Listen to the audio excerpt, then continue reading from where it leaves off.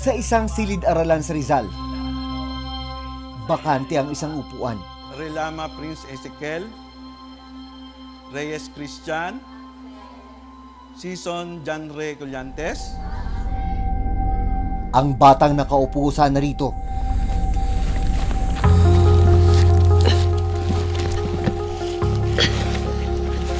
Mabigat nga ito. Mabigat to. Okay ka lang? Okay ka lang? lumiliban para makipagsapalaran sa kabundukan. Ang 13 taong gulang na si Ipiw. Nagbubuhat si Ipiw ng sako-sakong kalakal na halos doble ng kanyang bigat. Grade 5 na po ako. Kailangan ko rin po magtrabaho. Gagawin daw niya ang lahat para makatulong sa pamilya at makapag-aral ang mga nakababatang kapatid. Naiiyak po kasi po, nadadamay po kasi pamilya ko kasi sila rin po nagugutuman din. Napagod din po ako minsan pero di pa po ako sumusuko.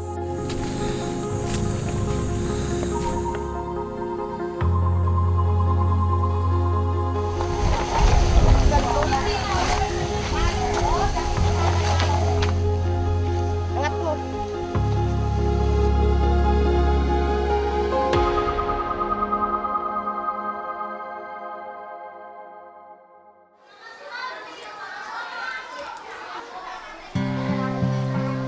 Meantime, 5 minuto na lang bago mag alas 12. Patapos na ang klase ni Realin Season, 11 taong gulang. Kailangan na niyang magbandali dahil may naghihintay sa kanyang pag-uwi.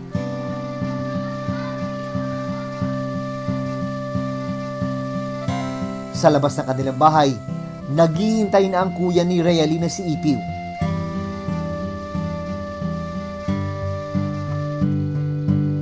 Pagkabihis ni Realin, tig-isang tasa ng kape at kalahating plato ng kanin ang pinagsaluhan nila sa pananghalian.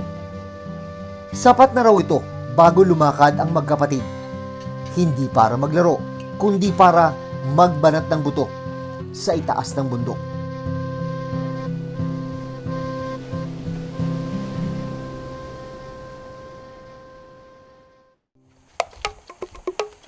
Sinamahan ko ang mag-ama paakyat ng bundok.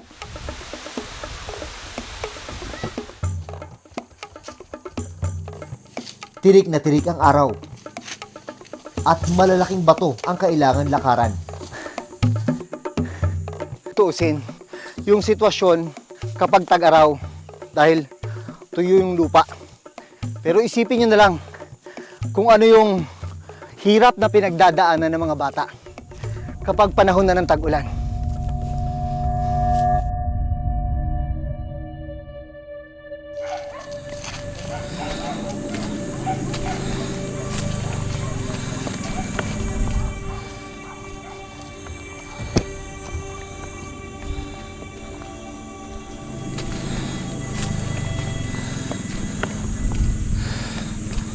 Tumitigil-tigil sina Ipiw sa gitna ng kabundukan para magpahinga.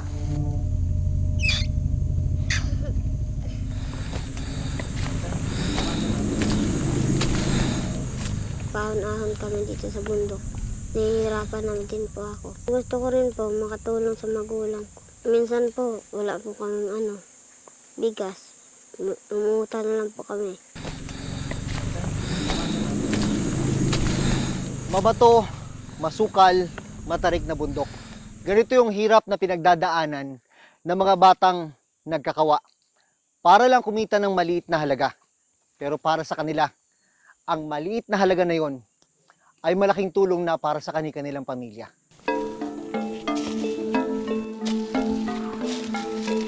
Pagdating sa sagingan, kumuha na ng mga bunga ng saging ang kanilang amang si Mang Rehiyo.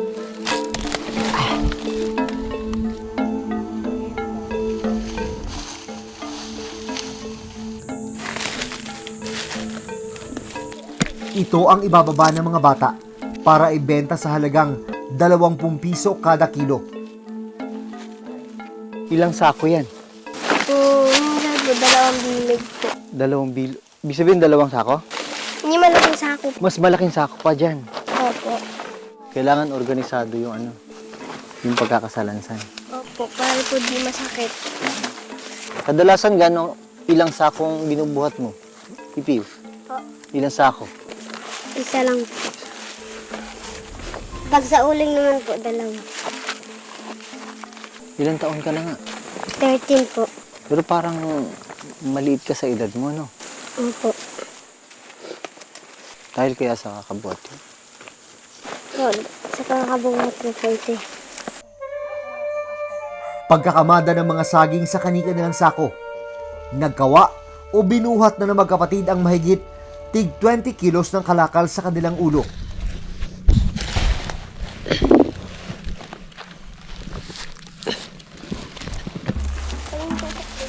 Mabigat nga ito. Mabigat to. Okay ka lang? Okay ka lang? Opo. Kala?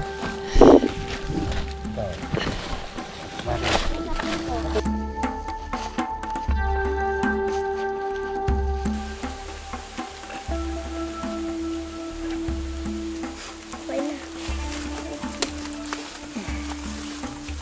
Kaya? Okay lang? Hindi masakit sa leg? Okay lang to? Okay lang? Naya? Opo. Sige.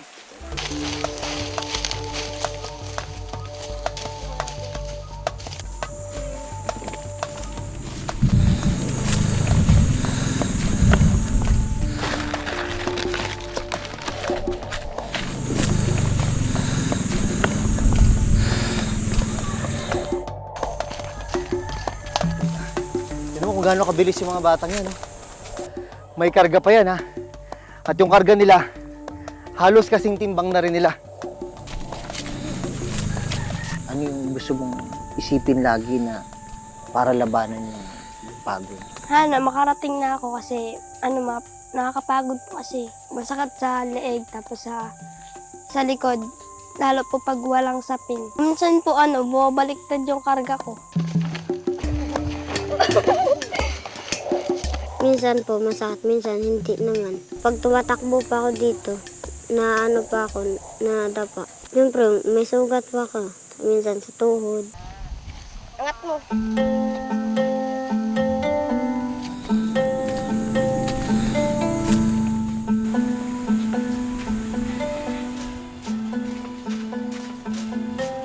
Pagdating sa bayan, sandaling tumigil ang magkapatid para magpahinga. Kadalasan mga ilang hinto kayo, ilang pahinga? Minsan po 5. 5. Mabalik lang yung lakas.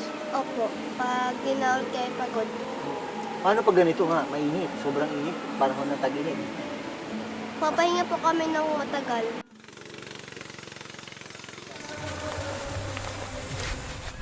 Muling sumabak ang magkapatid sa pagbubuhat.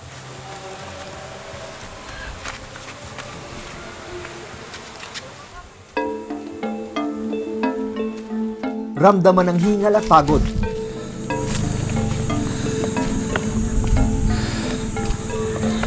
Maigat at tinawid na magkapatid ang tulay. Isang maling hakbang kasi, pwede silang mahulog sa malalim na dam.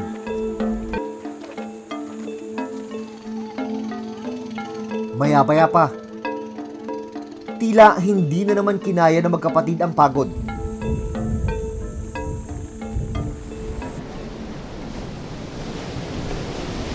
Kaya tumigil sila nang makita ang ilog para magtampisaw sa gitna ng mainit na panahon.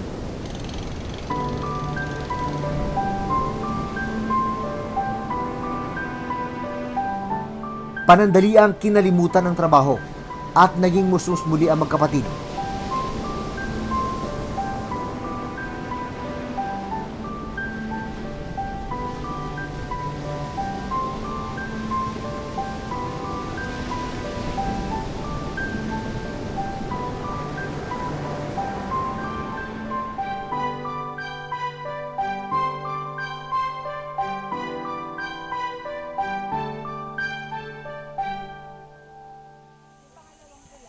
Pero maggagabi na at kailangan ng maibenta ang bagong hango nilang kalakal. Para kay Rayalin, Ang pagkakawa ang kanyang paraan para makatulong sa pamilya. May mga pagkakataon daw kasi na hindi sila nakakakain ng sapat sa isang araw. Parang hirap yata matulog na buto. Naiyak po kasi po, nadamay po kasi pamilya ko kasi sila rin po nagugutuman din. Pag ganun na yung nararamdaman mo, anong sinasabi mo sa mga kapatid mo? Sasabi ko po sana mag-aral sila mabuti para po makatulong sila sa pamilya namin. Napagod din po ako minsan pero di pa po ako sumusuko. Ginagawa yun para po makapagtapos ako sa pag-aaral ko. Sa 6 na magkakapatid, wala pang nakapagtatapos sa pag-aaral.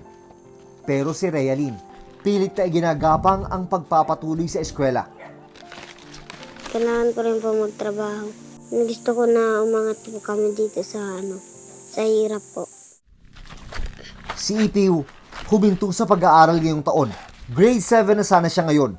Pero dahil 2 beses siyang natigil sa pag-aaral, inabutan na siya ng nakababatang kapatid na si Realin sa grade 5. Kasi po tumigil pa ako nitong 2024. Para naman sa kanilang ama, nalulungkot siya sa tuwing nakikitang nagtatrabaho ang mga anak.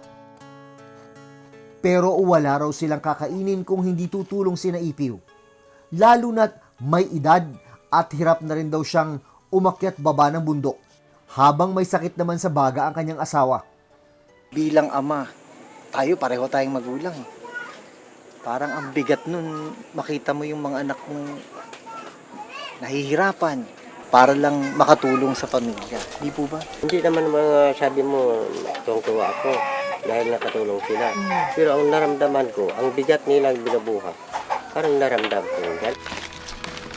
Sobrang hirap ko dito. Kahit pagod ka, magtrabaho pa rin. No, ng pamaraan, parang mayroon lang kami nga. Hindi kami sobrahan sa gutom. Sino kaya hindi malungkot? Lahat siguro maramdaman kahit sino ng mga magulang. Pero sabi niya, wala namang gawa. Gusto ko makatulong ako. Pero salamatan ko man sa kanya dahil nakatulong. Pero ang pag-aaral na, nakalimutan.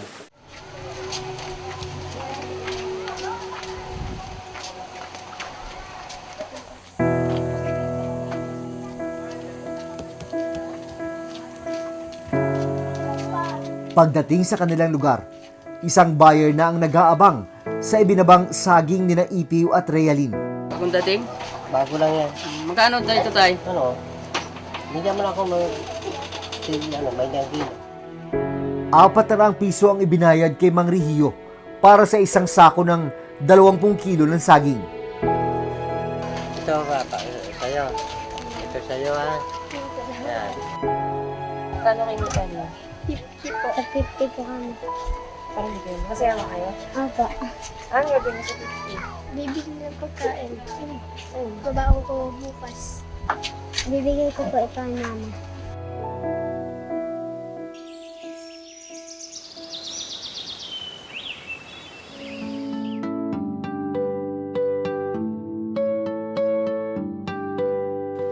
Para naman malaman ang kalagayan ng kalusugan ng pamilya, agad ipinasuri si Nanay Marivic at magkapatid na Ipiw at Realin sa health center ng bayan.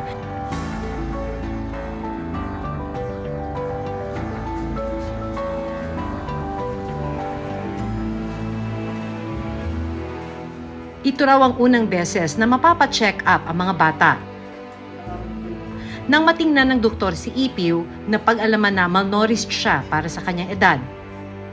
Yung sa assessment natin sa mga usual 13 years old na bata sa Pilipinas, na siya po ay medyo shorter in stature tsaka payat. Pwede rin naman dahil sa lack of nutrition, no? Depende sa kinakain nila doon sa wawa.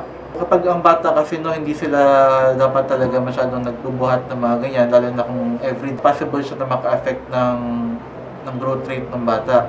Dito na namin nalaman na may iniindang sakit sa baga ang kanyang ina. Kapag dito kasi sa malalayong areas, no, common sa atin yung tuberculosis, no? So kaya ka pinagpapa-x-ray lagi ng mga ganyang cases. Kung sakaling may findings tayo doon, may gamot naman tayo dyan, i-re-assess natin, no? Pabalik na lang ng resulta.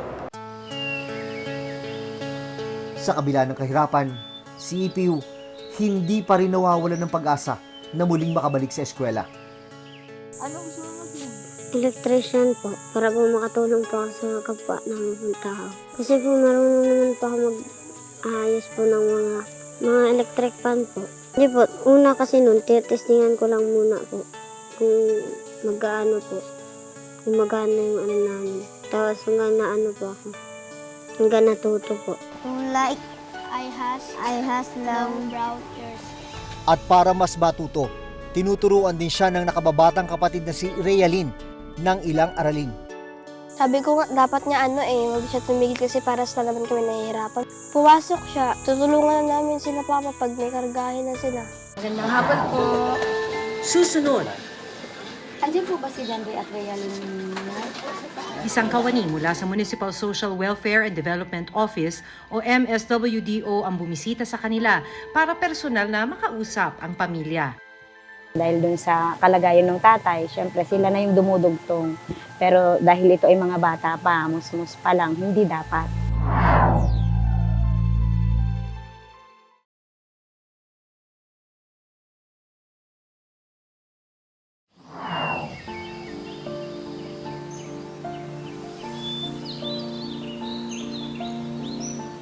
Ikatlo ang mga kabataan sa mga pinakamahirap na sektor sa ating lipunan. Karapatan na mabigyan ng dekalidad na edukasyon, malayo sa anumang mabigat na hanap buhay. Mabigyan ng mga pangunahing pangangailangan. Ilan lang yan sa mga karapatang dapat maibigay sa mga bata. Pero ang nakalulungkot, mahigit 1 milyong kabataan pa rin ang nasasadlak sa child labor. Nito lang Lunes, inilapit ng Reporter's Notebook sa lokal na pamahalaan ng Rodriguez Rizal ang sitwasyon ni na Ipiw at Realin. Apo. Magandang hapon po. Andiyan po ba si Dandoy at Realin? Isang kawani mula sa Municipal Social Welfare and Development Office o MSWDO ang bumisita sa kanila para personal na makausap ang pamilya. Papapasukin ka ulit, hindi ka i-drop out. Makikiusap tayo na matatapos ng taon na to. Okay sa'yo. Yung mga bata, hindi nila gusto yung sitwasyon. Kaya lang kailangan nilang magtrabaho para makatugon dun sa unang-una yung basic na lang na pangangailangan. Sige, ganito po. I-check natin kung ito ay ma-waive na po natin. Sige po. Dahil dun sa kalagayan ng tatay, syempre sila na yung dumudugtong. Pero dahil ito ay mga bata pa, musmus pa lang, hindi dapat. Makikita dapat ng estado din. Paano natin sila matulungan at maagapayan yung mga batang ito.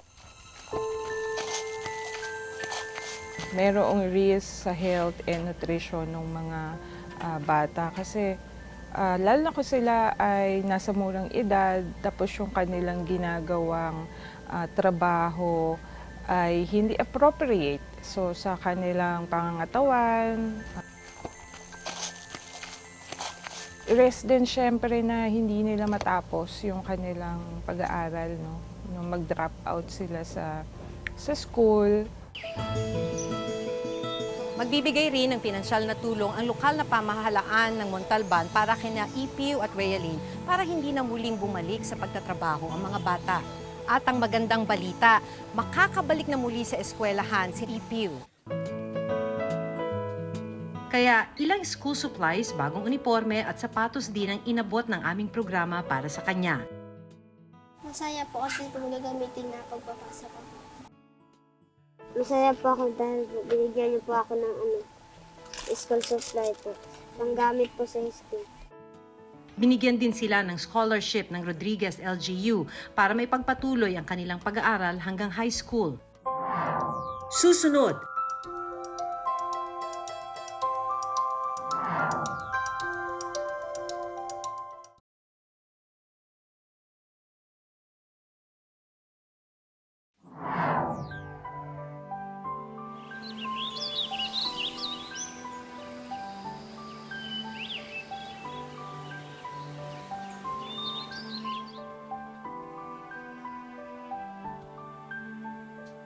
at nito lang Miyerkules, matapos ang mahigit 2 buwang pagbabanat ng buto ni Ipiw, hindi na sa bundok at hindi na rin sako-sakong gulay ang kailangan niyang buhatin.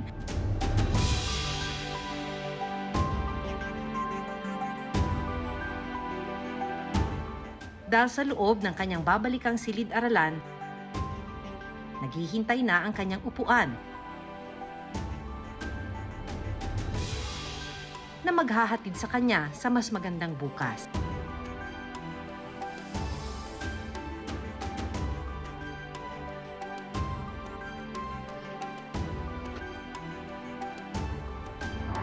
Hanggang sa susunod na Sabado, ako si Maki Pulido.